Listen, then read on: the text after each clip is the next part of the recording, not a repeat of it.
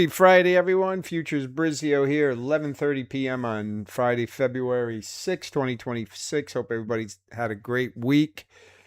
And yeah, apologize about not being around. I think I did mention I'd be away Monday, Tuesday, and Wednesday this week, which I was.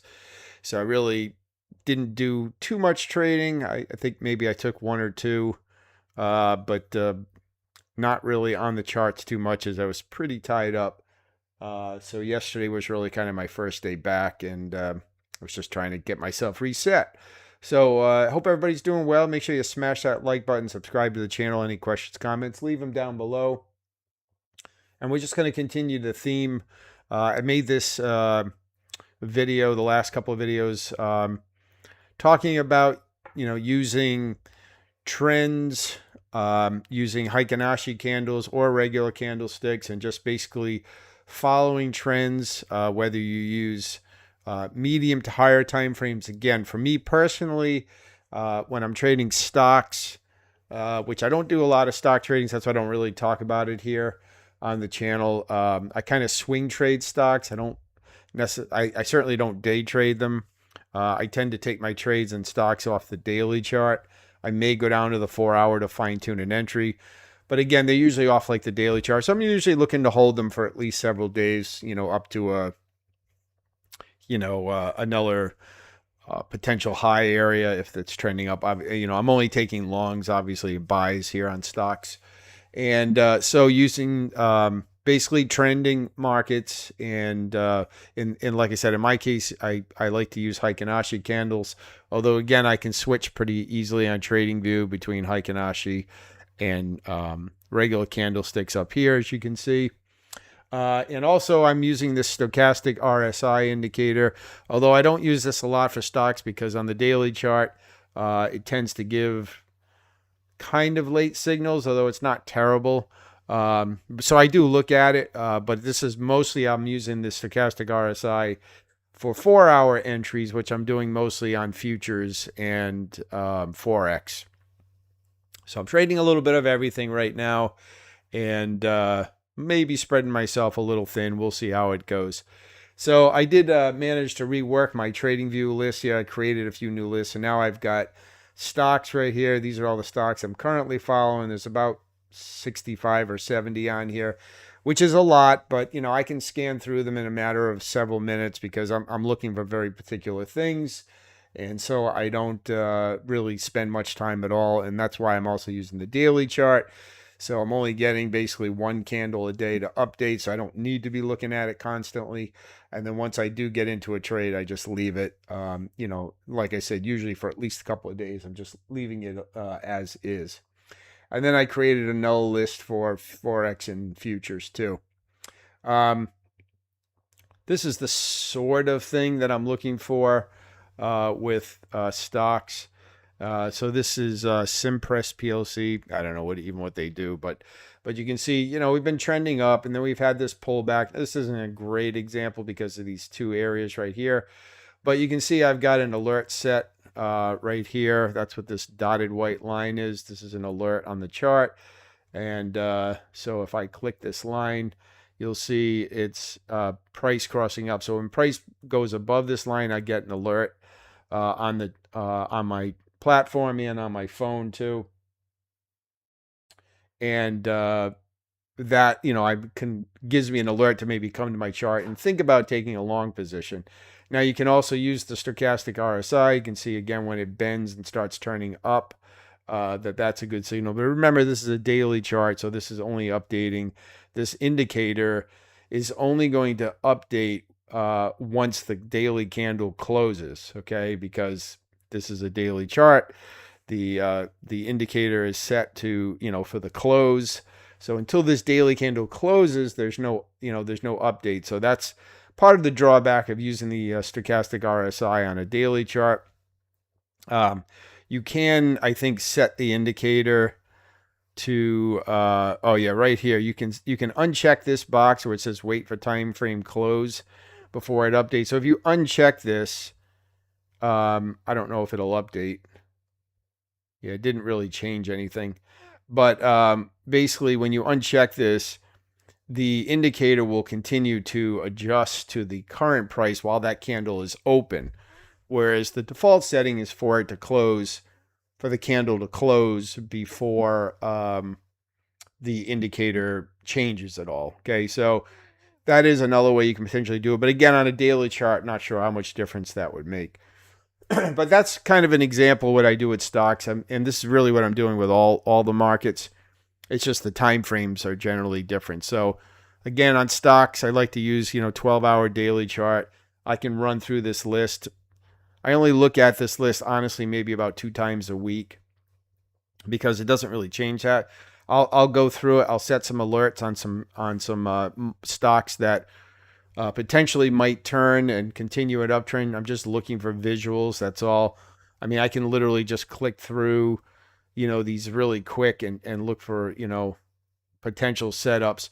Here's one right here that actually has already occurred on core in Maine. I did not take this one, but you can see we were moving up, had this big deep pullback and started going up again. There is a turn on the stochastic RSI, a crossover, and then up. Now, of course, we'll have to see, if you were in this trade, do we, break this high and continue up, or does this become some sort of lower high and then we go down? But either way, even if it does not end up making new highs, there was a signal back here, and you could have been in this stock for basically 4 days in, positive territory. You can see these 4 bullish Heiken Ashi candles. So that, this is a valid continuation trade. It's just one of those things you have to decide, how far it's going to go. But that's just an example. Obviously, I'm not shorting stocks. I'm only looking for longs. So my eyes are being drawn to ones that have potential bullish setups. Obviously, something like this is one I just go right past because that's clearly in a downtrend. Again, something like that, same thing, downtrend, so on and so forth. Anything sideways like this, I just ignore. I'm looking just for very obvious, ones to potentially take. And so that's, but again, the key point to all this, guys, is it's the same basic strategy for all 3 of these markets, whether it's Forex futures or stocks. The only variance, is that with Forex and futures, I can go short or long. Obviously, with stocks, I'm only looking for longs, and also the time frames could vary. I tend to use shorter time frames for futures and Forex, although not exclusively. I mean, I don't really go anything lower than the 4-hour, so somewhere between the 4-hour and the daily. I'm looking for those entries, and I always refer to the higher time frame to the daily chart, for instance, for overall direction, even if ultimately, my analysis and trade entries are, say, on the 4-hour. So that's really important to, for me to note. So if we jump over to futures, let's just take a quick look, and we'll see where we're at here. Here's Rice continuing the uptrend here, and you can ignore this moving average. This is something I just had on the chart, but you can see, the last couple of entries right here using, again, we're on the 4-hour chart. Again, we've established that we're trending up here on the daily.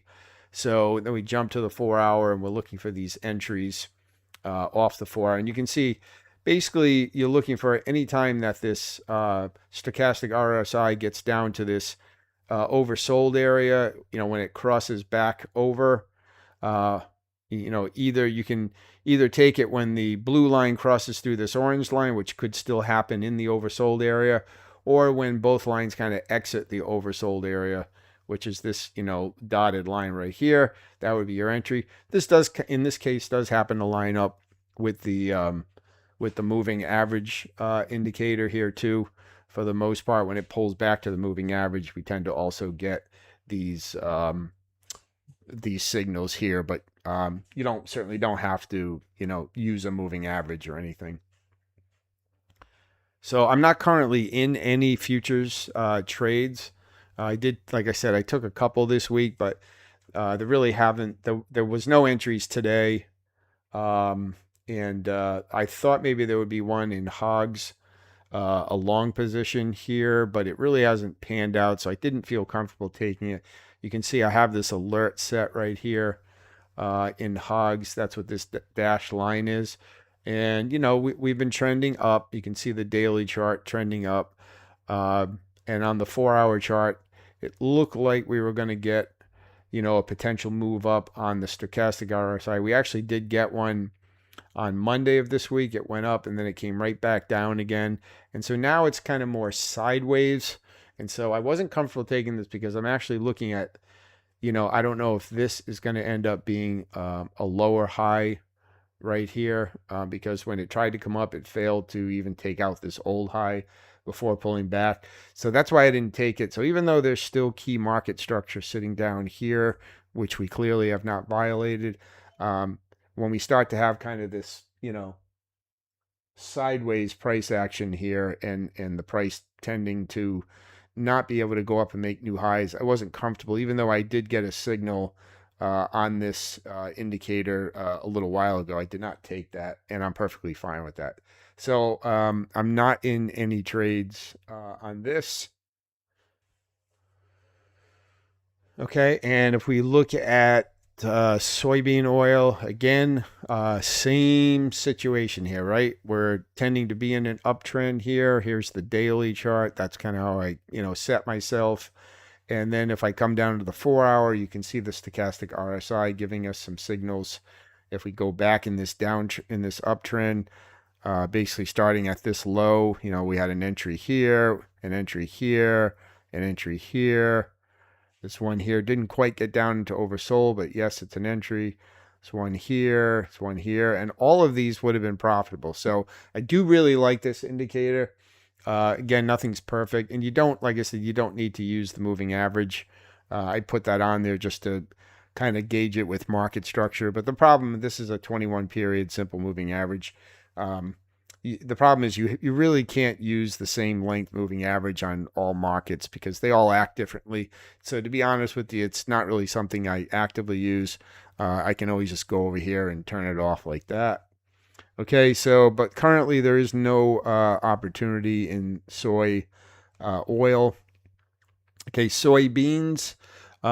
Interesting on the commitment of traders. Last commitment of traders report that came out, we were still heading towards bearish activity. We did have some bullish data or bullish news earlier this week, a couple of days ago, which led to this big spike where Trump was talking about potentially selling a lot more soybeans to China, and that caused these big spikes, which have followed through. So it'll be interesting to see when we get our updated commitment of traders whether we start to turn up and out of this oversold region, or whether this is kind of like, more of a dead cat bounce and we'll end up still turning lower and continuing the downtrend. On the weekly chart, we are, pretty much sideways, but we're starting to maybe move higher right here. We had this big sideways pattern that's been going on really for, what is this, almost a year and a half ago. This started September of 2024. We were kind of trading inside this range. And then we had this move up late last year, pull back, potential lower high, and then, this right here. So we'll see if that follows through at all and if there's really any change in the commitment of traders. But from a technical standpoint, we're definitely moving higher. And, that is where we're seeing these entries right here. Back to the 4-hour, looking at, entries using the stochastic RSI, off these lows. There's a signal here. This one right here. There's another one here. There's another one here. You can see the best signals tend to happen when it gets down below this, in this case, this oversold area. This one right here didn't quite get down there, and it did go up, but you can see it was a much shorter move. But it's still, again, this is a 4-hour chart. So this is still a trade you could have held for a couple of days, even though it didn't go all that far. And I have this alert sitting way down here, which clearly is now expired. So I'm just going to delete that off my chart. Okay, and then here we are on Canadian dollar. And Canadian dollar actually did give us a signal here today. I didn't take this, although I am kicking myself a little bit.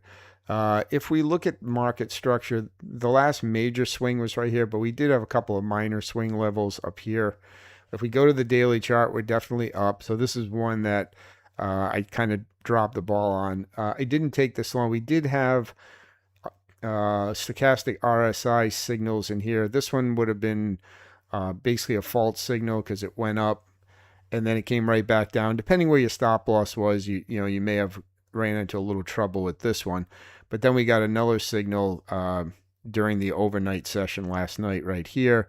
And I don't take those overnight signals. That's part of the reason why I didn't take this, because I just generally don't trade the overnight session at all.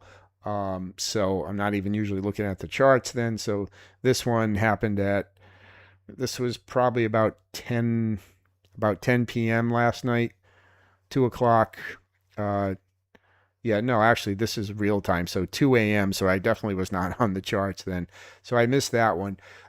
We do have this little zone right here. I'm waiting to see if price can get through here. So these two little yellow lines. You can see we've had 2 4-hour candles kind of get stuck in here. So I am still overall bullish Canadian dollar, but I would like to see this kind of snap through this little congestion area, which you can see it's had 2 consecutive candles where it hasn't been able to do that. But if we can get over here and then get another pullback where this RSI comes back down, then I would definitely look at continuing a long position here. So okay, and soybean meal again. Off that soybean news earlier this week, we did kind of break some structure here on the daily chart. It's just a matter whether you consider this to be key structure or this, because this one here didn't really lead to a new low. It kind of came back to the previous lows. So we also have this area right here, which is kind of where price attempted to go through. You can see with real candlesticks, it came up to this level and pulled back. So again, I'm looking at this kind of the same way. Like, is there going to be a continuation above this area right here on the 4-hour chart? And are we going to really start moving higher on soybean meal, or is this kind of like just a bullish bounce in a downtrend based on that news? Because again, if we look at commitment of traders, we are still basically bearish. We came out of this overbought area, the large speculators, and they were trending down. You can see right in here, these 2 COT lines. So it'll be interesting to see when we get the COT update, especially if this blue line updates and comes out of this oversold, or I shouldn't say oversold, extreme short area. That would change my bias to be more bullish anyways. So we're kind of at a little bit of a transition point. So which again, I'm not looking to, be the first one on board. I'd like to see this kind of play out right now. We can get rid of this box since we've kind of violated that area. But like I said, technically from a daily standpoint, this is a better structure area than this one anyways, because this one did not lead to a new low. And we've got kind of some equal highs in here, whereas this was a clear pullback that led to a new low down here. Okay, so again, I'm waiting to see whether we can clear this and then, pull back, get some sort of pullback and then go long. And the COT data update will really help me with that to see if we start bending more back to the bullish side here. The large speculators are going to, kind of guide you and tell you, like, was that news legitimate that came out? Was there going to be any long-term effect, or was that just basically an opportunity to shake out people that are short and then eventually start moving the market lower again? So we'll see. So that's why I did not get into soybean meal, even though we've had this little bullish run, because I want to just wait for some more data and some more price action to play out here and maybe get the COT update. Okay, and lastly on corn. Corn has been starting to move a little bit more bullish, but again, we still overall are bearish on the COT. So again, this is another one I'm going to wait to see on the COT update, whether we get a change and start moving a little bit higher. You can see we did get a bend up on both of these COT indexes, but let's see if there's any follow through, if we can get out of this extreme short zone on the blue one down here. that would shift the bias more to the long side. But we are starting to certainly put in higher highs and higher lows here. So if the uptrend is going to continue, basically what you see with these arrows is what I'd be looking for, right? A pullback down into the oversold area, and then a move back higher, which we don't have that right now. Okay, so there's no trade here as far as I'm concerned, at least again on these time frames. All right, and we already talked about hogs. All right, so that is futures. Forex. I did have a couple of alerts set on some of these yen crosses. These alerts actually triggered during the overnight. This was at like 1 a.m. Well, these are 4-hour candles, 1 a.m., 5. I unfortunately was not on the charts. I was still in bed at that time. So I missed those. And again, I don't chase the markets. Now it's back to these previous highs. But clearly the momentum was there. You can see we had this pullback, all right, uptrend. We've had this pretty deep pullback. You can clearly see the indicator coming back into oversold, has now crossed back higher again on this candle. And you can see, had I gotten in back here, but again, this was at 1 a.m. this morning when this happened. I was not on the charts. Had already been in bed for a couple hours at that point. Unfortunately, that's one of the drawbacks of Forex, and especially on Asian pairs, that sometimes these signals are going to come. If you're, especially if you're in the US, North America, anywhere, you're going to miss a lot of these trades because the signals are going to come during times when you're not on the charts. But the analysis was correct, and that's really the, my consolation prize is that, I had this alert set last night, and it did trigger, and we did get a signal using the RSI, and this is the 4-hour chart. All right, and it's the same thing, I think, for, all the yen pairs, especially like Kiwi yen. Kiwi yen is pretty much a carbon copy, so you get the point. All right. So one that I kind of the opposite, and this is a trade that I'm actually in on my funded account, is Euro Kiwi and Euro Aussie are kind of, almost like the inverse of the Aussie yen and Kiwi yen. And you can see those are heading down. Okay, and you can see we had this downtrend move. We had price rally all the way back up here. I'm looking at this as kind of like a flush out of longs, like it fooled people into a breakout. We had this 4-hour breakout candle here, and then price, quickly pulled back and started heading down again. So if this, follows through and we end up making new lows, then, this was our structure high right here, right? Down, up, pull back, down, new low, pull back again. This is just, if this price goes down and continues to make new lows, or at least comes back here, then what's going to turn out is that this was just a bull trap, basically, to trap breakout traders into going long right here, and then pulling back down and continuing the downtrend. So it gets breakout traders to go long, and then it traps them on the move down. Or if anybody was short here, as price comes back up, they close their short positions either at a loss or a break even. They close their positions, buying them back, which pushes this price up temporarily, and then the large traders come in and sell it off. So I did take this trade. That same trade was available on Euro Aussie. It looks just about identical on Euro Aussie. So either one of these would have been good. You can also see the RSI, stochastic RSI signal was also there on both of these, right? Rallied all the way back up. This one is actually more textbook because it didn't come up as aggressively as the Euro Kiwi. Here was our previous swing. Price rallied back up right to here. Okay, and then rolled over again. Here was our previous market structure that was not breached. And then we continue down. We got this signal right here with the stochastic RSI. All right, crossing back out of the oversold area. Okay, and prices continue down. So I fully expect to see this come down. And again, to at least to make, previous lows down here.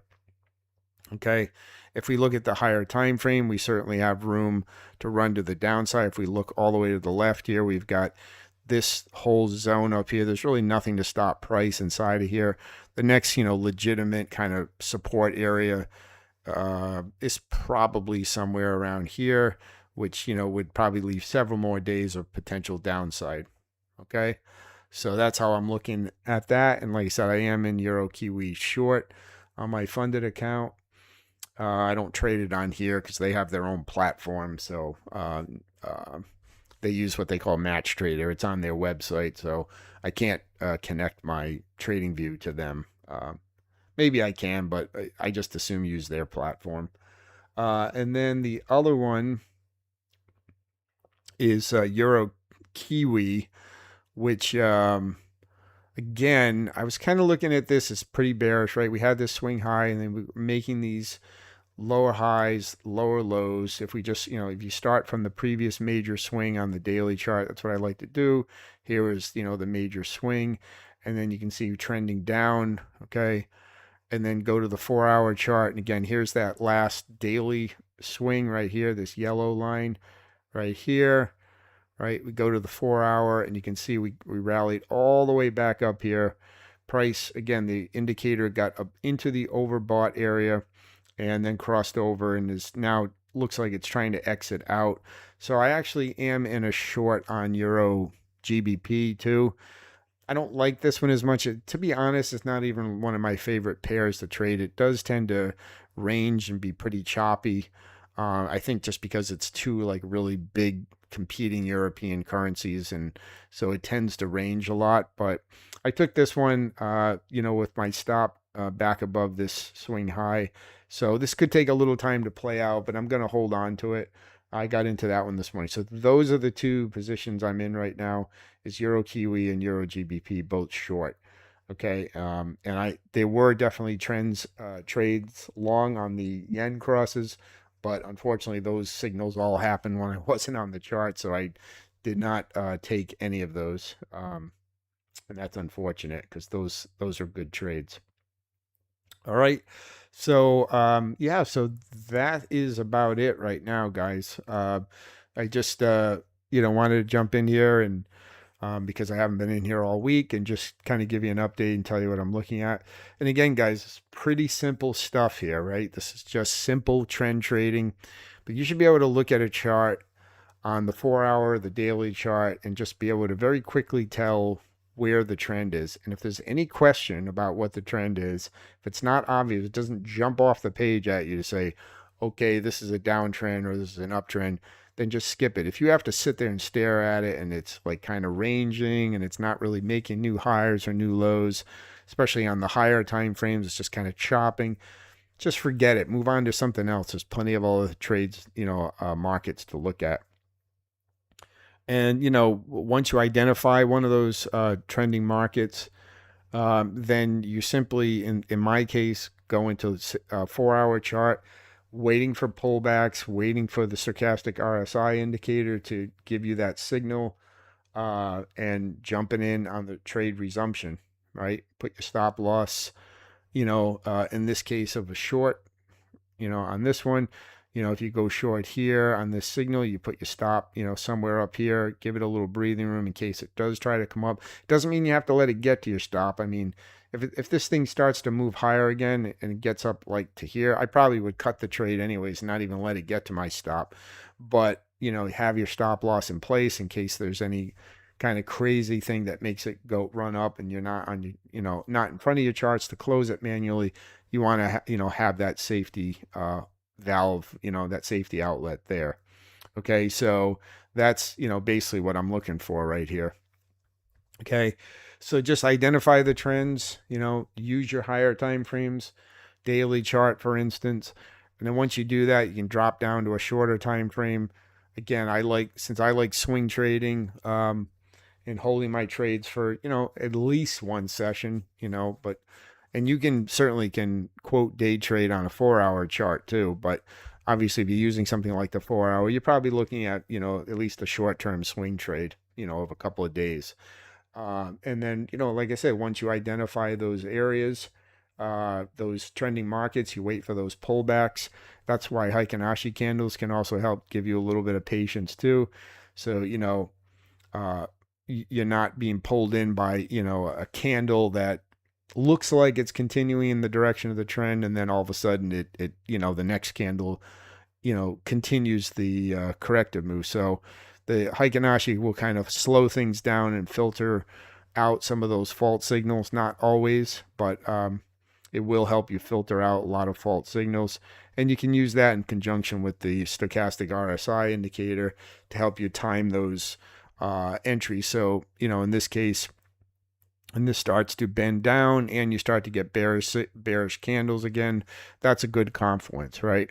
And again, you can certainly use regular candlesticks too. And you can see on the regular candlesticks, the crossover happened, right here where the blue crossed through the orange happened on this candle. Or you can wait for it to get out of this oversold area, which has happened pretty much on the current price action.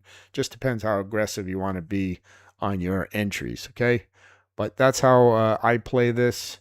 And like I said, I just very quickly can look through, you can see, what do I have here? 20 Forex pairs or so.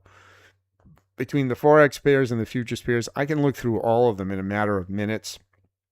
And I just simply write down the ones that are, potentially setting up, and I'll put an alert on the chart if I want to, depending if I don't think that entry will happen in that session. I'll put the alert on there just so I don't forget about it. If it's something that I think might happen in the current session, I may or may not put the alert because I'm watching it and seeing if I get a setup. But I do like using these alerts a lot. And so I can just very quickly scan through and just, I know exactly what I'm looking for. And, it keeps me out of a lot of bad trades.